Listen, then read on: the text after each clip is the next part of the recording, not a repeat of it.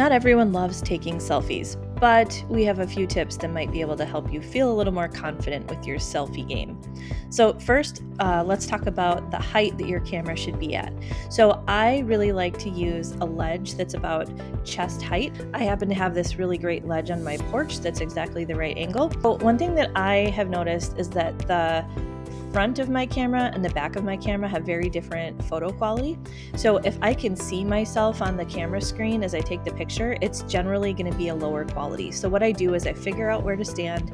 I flip to the camera that uses the back of my phone. As you can see here, the one that's really blurry is the one where I could see myself when I took the picture, and the one that's clear is the one where I was guessing what I might look like. There's definitely good lighting and bad lighting. So what I look for is I look for really indirect light where the sun is not shining right at me. I've noticed this particular location, morning is the best time for me to take a picture because there's nothing shining right in my face. There's no weird shadows. So this is a really good indirect lighting spot. But you can see that when I do this in the afternoon, it really doesn't take such a good picture. So you might need to play around, try some locations, try some times, see what works for you. All right, so posing. First, when you are posing for the camera, generally if your body is straight on, like facing the camera exactly, it's not going to be as flattering for you. So I recommend turning just a little bit to maybe like 30-45 degrees, pull your shoulders back, and then shift your weight. You don't want your weight even on both legs. It works so much better if you pop a knee towards the camera so that your hip is kind of facing away.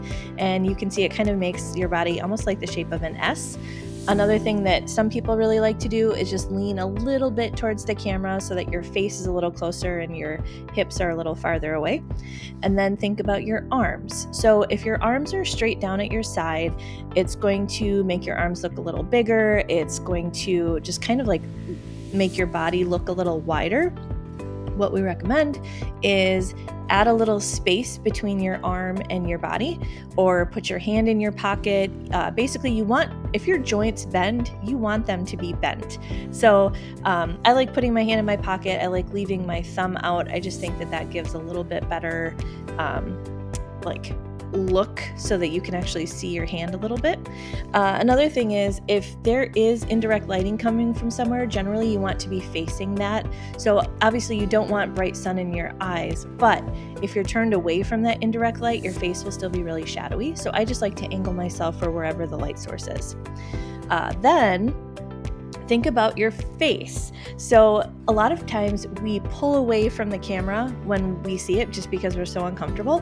That can actually give you extra chins. I know it does for me. So what I like to do is I actually like to feel like I'm a turtle coming out of my shell. I kind of stand up a little straighter.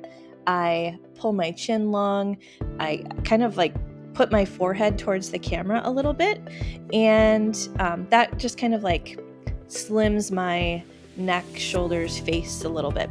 And then along with that, stand really tall. So when you stand tall, it's going to feel like a more graceful pose. You're going to be elongated. It's also just going to look like you're a little more comfortable. When we shrink down, it's just not such a flattering pose. And then lastly, relax, move, breathe, twirl. If you're wearing a dress, you could swish the skirt a little bit. You can look away. You can laugh at how ridiculous you feel. All of these things, these little movements are just going to give you a more natural result. If you are really struggling with what to do, hold a prop, hold a coffee cup, hold a chicken, hold whatever you need to hold, a garden trowel, just something to kind of give a little context to your day. It'll give you something to do with your hands, and it's just a really easy thing that you can do. I hope this helps.